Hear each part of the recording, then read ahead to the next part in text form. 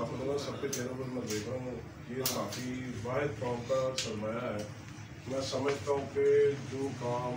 एक MPA, एक minister नहीं कर सकता वो साफ़ी कर सकता, और जो साफ़ी करता वो कोई नहीं करता। क्योंकि ये लोग तो वोट लेके वालों में बैठ जाते हैं और साफ़ी सिर्फ वो हमारा जो रात दिन जिसके कान और आंखें जाग रही हैं, जितनी वो मेहनत कर रहा है उसका सिला यहाँ पे देखने को नहीं मिलता। और कोई भी तंजीम, मैं किसी की बुराई नहीं कर रहा, लेकिन मैं एक अपनी सोच की बात कर रहा हूँ कि जो मैं एम लेके चला हूँ, मैं आप जैसे सब साथियों के चेहरे पे वो खुशी देखना चाहता हूँ जिसका बायस शायद मैं बनूँ, क्योंकि मेरी सारी काविशें रात दिन तमाम साफ़ी बरादरी के लिए हाजिर है, हर तरह से हाजिर है। और जब तक मैं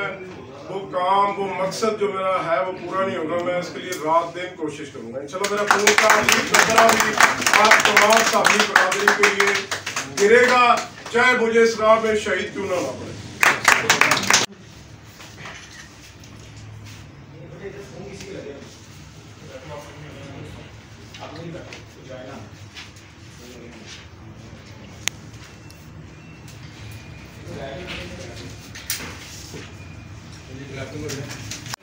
कैमरा में सारा हो गया